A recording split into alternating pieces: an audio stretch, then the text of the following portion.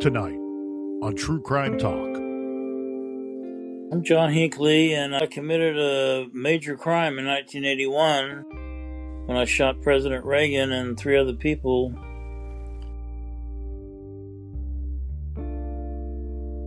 On March 30th, 1981, U.S. President Ronald Reagan was shot and seriously wounded in an assassination attempt carried out by John Hinckley Jr. outside of the Washington Hilton Hotel in Washington, D.C.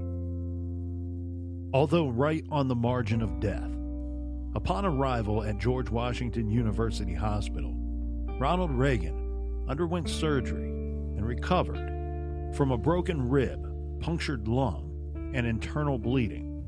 Later, Reagan came to believe that God had spared his life for a chosen mission.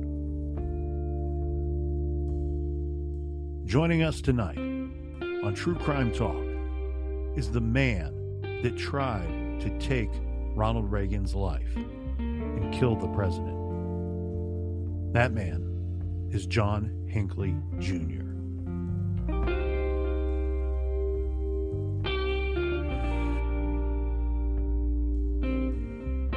Tonight on True Crime Talk, we have John Hinckley Jr., who is here to talk about his new book coming out titled Who I Really Am.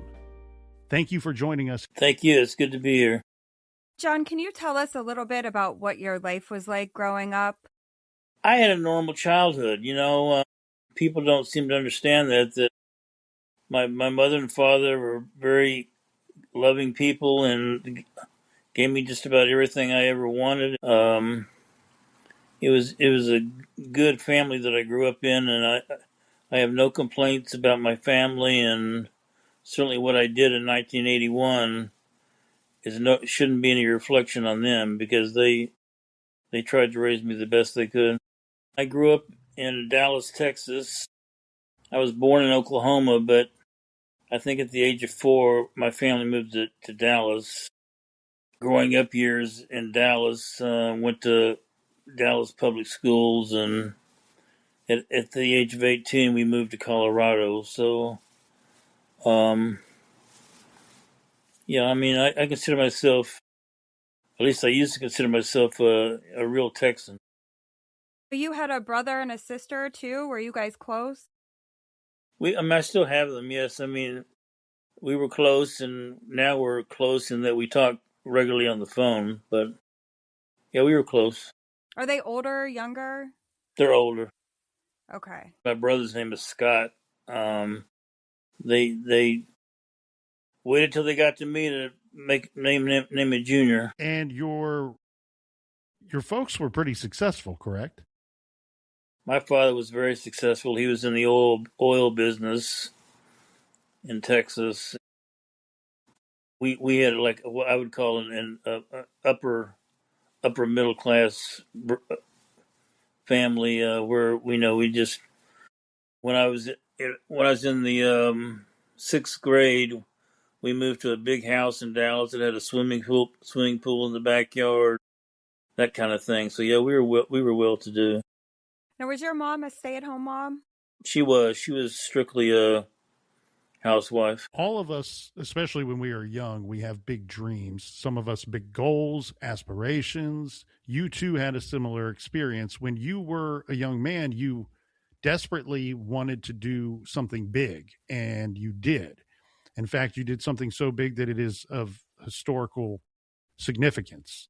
What was your big thing? Well, I committed a major crime in 1981 when I shot President Reagan and 3 other people. That certainly wasn't what my goal in life to be was. I wanted to be a musician and be a rock and roll star. Ever since the Beatles came to America, I just wanted to be in music. But I got led astray over the years, and I committed a serious crime in 1981. Let's go back just a bit. As we said, your father was very successful. You grew up in the greater Dallas area, University Park, Texas, I believe, beautiful area. After high school, your parents then moved to Colorado for your father's business. You went to Lubbock to attend Texas Tech. What was college like? I was isolated. I mean, I lived by myself. I mean, the first year I lived in a dorm, but after that, I would always live off campus in a small apartment, and I got isolated from my family, and it wasn't their fault. I was just kind of pushing them away, and I kept dropping in and out of Texas Tech. I mean, it took over about the period of 7 years. I accumulated about 3 years of credits, so I never actually graduated from Texas Tech, but that's because I kept dropping in and out. Is that because you wanted to pursue music? I Right. understand you went out to LA for a while after college and you were writing music and I went, performing. I went to New York. I went to LA. I went to Nashville. I lived in Hollywood, California in 1976, trying to pursue my dream of music.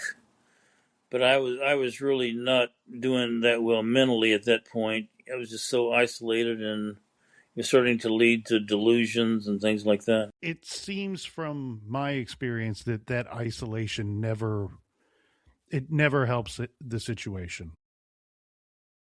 I mean, the isolation led to my depression. I was getting more and more depressed in the 70s. So by the end of the 70s, I was really in bad shape mentally and physically, really. Did you understand what you were experiencing at that time? I think in the 70s, there was not as much known of what depression was and how to handle it. Were you aware that this was happening in the moment? I was, and I even to the point where I went to a doctor in Lubbock when I was at school, and I got prescribed an antidepressant. I got prescribed Valium. Valium used to be big back then, so I knew I knew I was having problems. The antidepressant really didn't help me that much. I got addicted to the Valium. In February of 1976, a fantastic movie came out, a big hit at the box office, a Martin Scorsese film titled Taxi Driver, starring Robert De Niro and featuring a truly brilliant cast: Jodie Foster, Albert Brooks, Harvey Keitel, Peter Boyle, R.I.P., and Sybil Shepherd.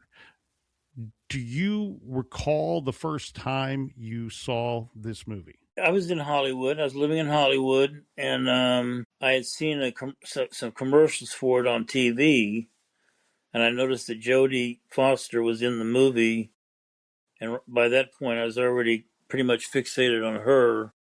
So I made it a point of going to that movie in Hollywood, and I just got really wrapped up in the movie, and over time saw it about 15 times. So you were aware of Jodie Foster before this movie even came out. I was aware of her. I wouldn't say I was obsessed with her, but I was aware of her, and she's seeing her name in the advertising for Taxi Driver. That's why I went to see it in the first place. Once you saw it that first time, what did this movie mean to you back then? I could just totally relate to the Travis Bickle character that De Niro played, because he was isolated and wasn't doing well with trying to get a girlfriend, that kind of thing, which is the same with me. But I could totally relate to his character. And there was kind of a rescue theme in the movie. Iris, Jodie, he rescues her from her life of prostitution and gets her back to her family. I related to all that. So did you see that as potentially your role, that you might be able to help her or rescue her in some I did. way? I did in my delusions. She in real life she didn't need rescuing. She was doing just fine. But I kind of had that in my delusions. Yeah. When was the last time you watched this movie? Does it hold any meaning for you today? No, I have not seen it in many, many, many years. So yeah, it doesn't hold any much meaning to me at all today. If I were to see Taxi Driver today, um, I certainly don't think I'd get re-obsessed with the movie and everything within it.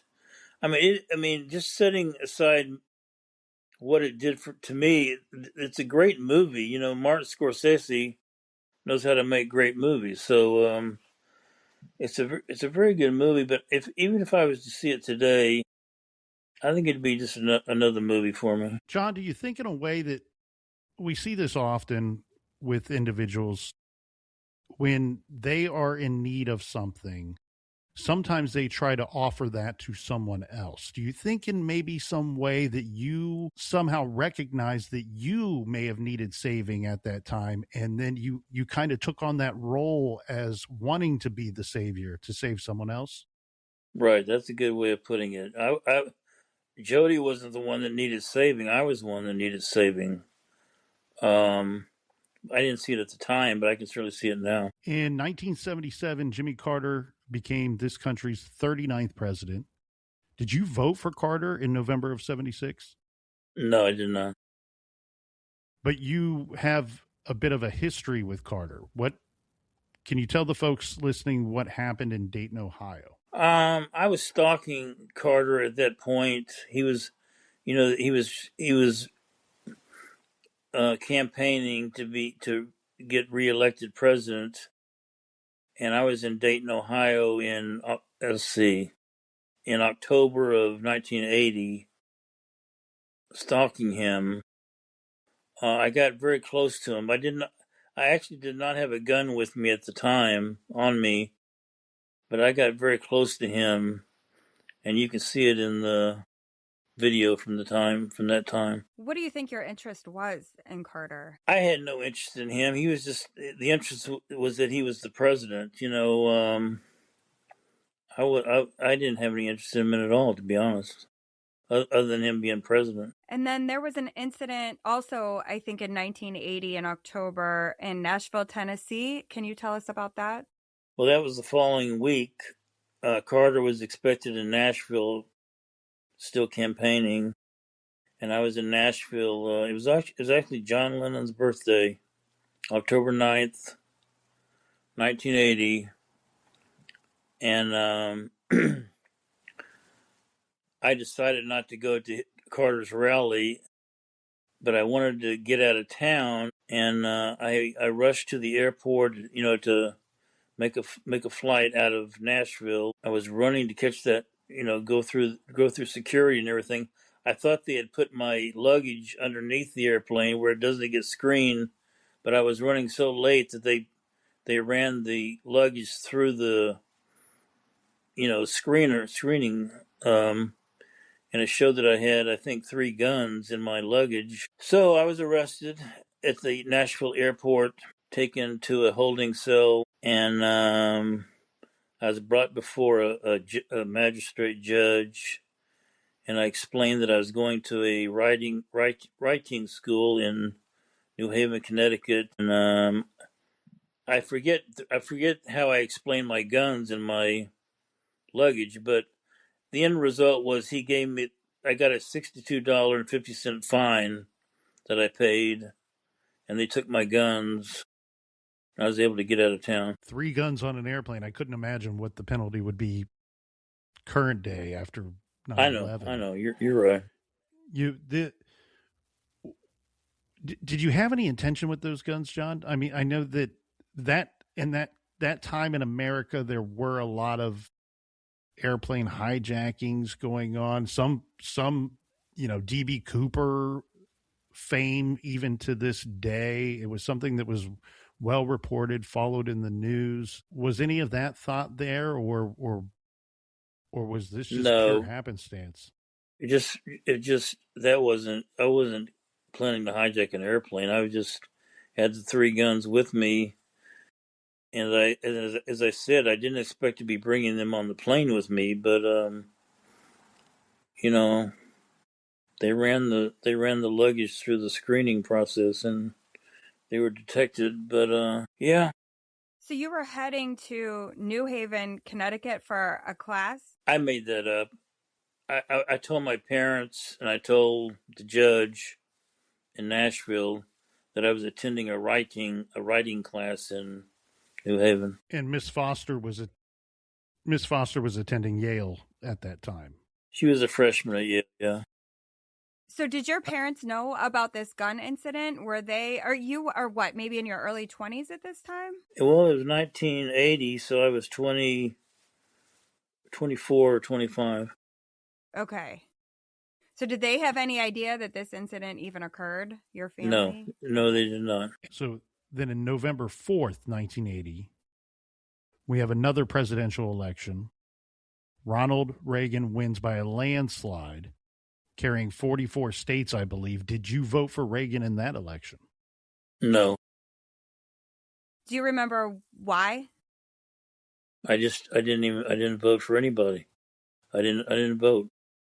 Did you have any opinion of him? I actually liked Reagan. My parents loved Reagan. My father was probably Reagan's biggest supporter. I remember the night he was elected president, November 4th, I guess. My father was just elated by Reagan being elected, and I had nothing against Reagan. He seemed like a nice man. It seems like with both Carter and Reagan, it's kind of a figurehead almost for what you were seeing in Taxi Driver. Right. My crime was not a political crime. It was just I had nothing at all against Reagan. So March 29th, 1981, you traveled to Washington, D.C. What took you there? I had flown to L.A. to try and make one last attempt at music. But when I got to L.A., I was so ill at that point. I couldn't even really leave. I couldn't even make it to Hollywood by bus. So I scheduled a bus ride back across country, Greyhound bus ride across country, and it took about 4 or 5 days. But I got to Washington D.C. on March 29th of 81. And the next morning, you're out and about, and you see something in the morning paper. What was it? I saw Reagan's schedule for the day. They don't do this anymore, of course, but at that time, they would give Reagan's schedule for the day in the newspaper, and I saw that he was going to be at that Hilton hotel that afternoon. So when you woke up that morning, you had no idea that you were going to make this attempt on a man's life on March 30th. Well, I would say I was planning on doing an attempt. I did not. When I woke up that morning, I wasn't sure it was going to be that day because I hadn't seen the schedule yet. But when I saw the schedule, I was thinking to myself, well, this is it. This is the day. Was it just you saw an opportunity that you were looking for, or did you think it was something more powerful than that, almost like written in the stars that you were supposed to do this? Yeah, I saw it as my destiny. If you want to say written in the stars, yes. So later that day, you're outside of the Hilton Hotel in Washington. You arrive in a taxi and you're in a crowd of people. Can you take us through those moments? Do you remember being in that place? I arrived at the Washington Hilton by cab, and I saw where a crowd of people had assembled. So I knew that's where the president was going to be. So I joined the crowd, the little crowd of people, and eventually Reagan's entourage pulled up, and he got out of the car and waved at the people. It looked like he was waving right at me, and it kind of startled me. So I just waved back. and he went on it. He went on it into the building, the Hilton, and gave his speech. And I waited around, and then when he came back out, that's when I shot him. You fired 6 shots at the president. Right, in about 2 seconds. Why only 6? That's all I had. It was a 6-shot revolver. How did you hide the gun?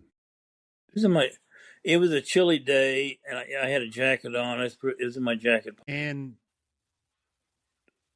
was there something that told you, or a moment that presented itself that you?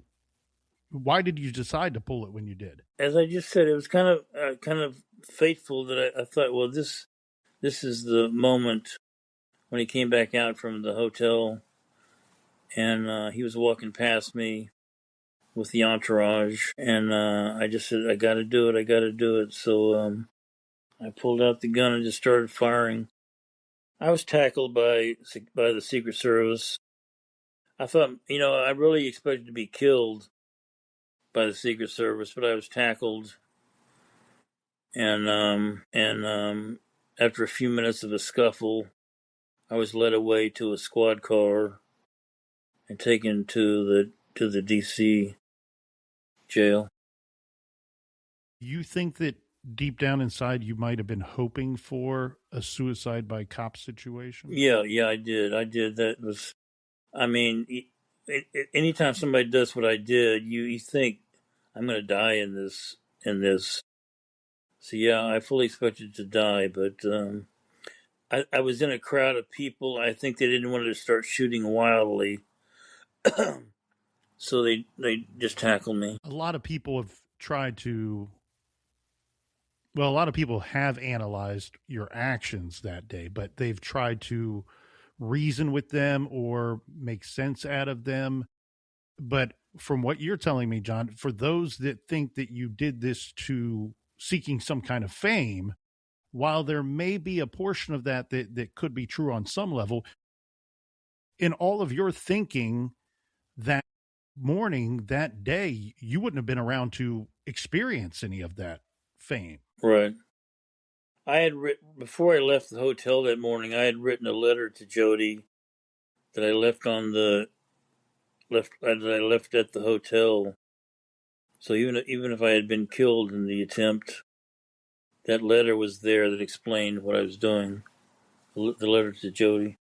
Can you tell us about what you said in that letter? Not word for word, but just that I was going through with this attempt for her and hoping to win her love by doing this, and that kind of thing. Because by that time you've written her some letters, a couple phone calls. You've made attempts to connect with her. I was leaving messages and poems under her door at her dormitory at Yale, so she was well aware of who I was. Did you see her in person and get close? I did one time, yeah. She was out in front of her building exercising, and I walked up to her, and I regret what I did, but I just said, I didn't know what to say to her. And I said, do you know the way to the library? Which is just an incredibly stupid thing to say. And so she pointed to the library. But she had no idea that you were the one that had been calling or sending letters. Not at all. Did you ever have any intentions of violence toward her? That was not really your object. That was not my main object, but I did off and on have intentions of violence towards her, but I just kept, I was stalking the president at that point, so, even when I was like in front of her, asking for directions to the library, I had no intention of wanting to kill her or anything. You mentioned the note to Jodie Foster back at your hotel room. What else did they find in that hotel room? I can't remember that well. I don't know. I mean, just my my luggage, and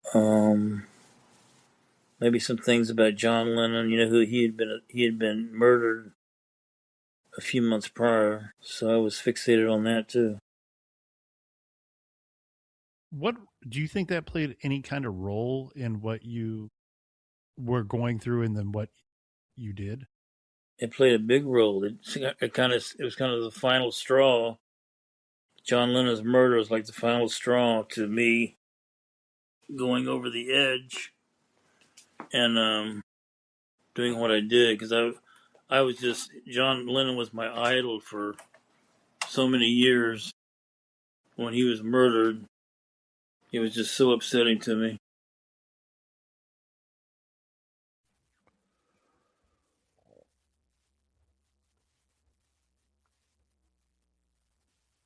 In the evening of December 8th, 1980, former Beatles singer John Lennon autographed a copy of Double Fantasy for Mark David Chapman before leaving the Dakota Hotel with Yoko Ono for a recording session at the record plant. After the session, John and Yoko returned to the Dakota in a limousine around 10:50 p.m. They left the vehicle and walked through the archway of the building. Mark David Chapman then shot John Lennon twice in the back and twice in the shoulder at close range. Lennon was rushed in a police cruiser to the emergency room of Roosevelt Hospital, where he was pronounced dead on arrival. John Lennon was only 40 years old.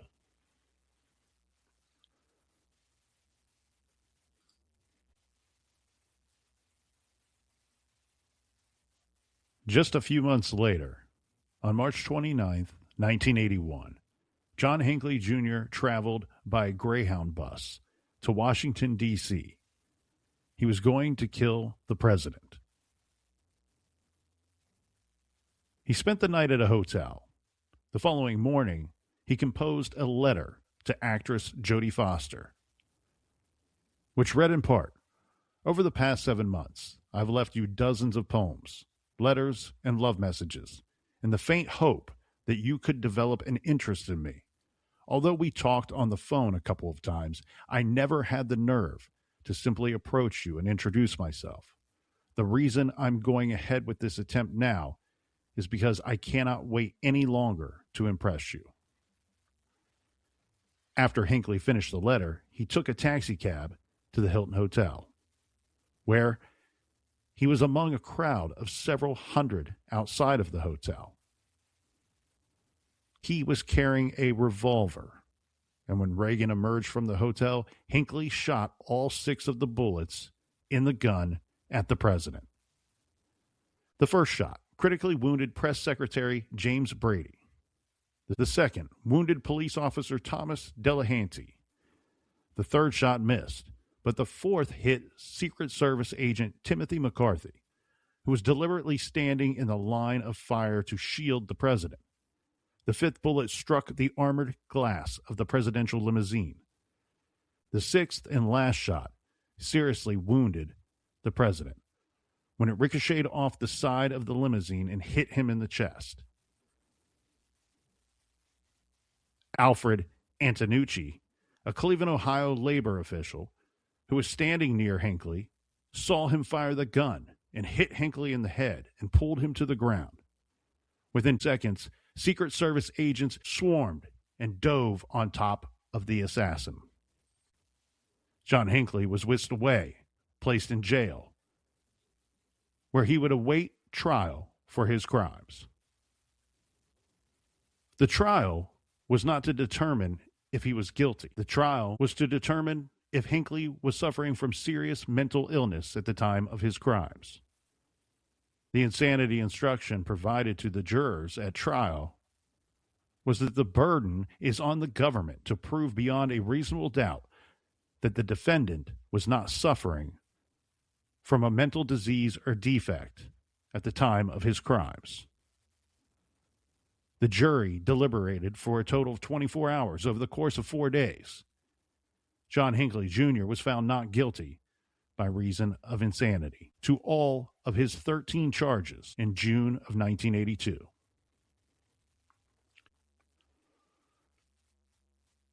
After trial, Hinckley wrote that the shooting was the greatest love offering in the history of the world, and that he was disappointed that Jodie Foster did not reciprocate his love. He was confined to St. Elizabeth's Hospital in Washington, D.C.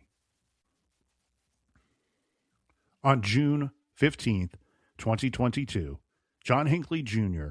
was fully released from the hospital and from all court restrictions. In a June 2022 interview with CBS, Hinckley expressed remorse for his actions. He apologized to the Reagan and Brady families, as well as Jodie Foster. On July 17, 2024, following the attempted assassination of Donald Trump, Hinckley tweeted, "Violence is not the way to go. Give peace a chance." After the assassination attempt, and at his trial, America learned of the deep psychosis that led to Hinckley's obsession with actress Jodie Foster, and how, in his mind, he did it all for her. His trial gripped the nation. Many expected a guilty verdict, but his acquittal on grounds of insanity sparked outrage and forever changed how the law viewed mental illness. Now, with his book, John Hinckley Jr., Who I Really Am, Hinckley tells us his own story. He takes us through an early life of unfulfilled dreams, a music career, and a college degree that slipped away, as well as the descent into a mind overcome by delusion. He recounts the years spent in confinement, the slow climb toward recovery, and the people who helped him find his way back.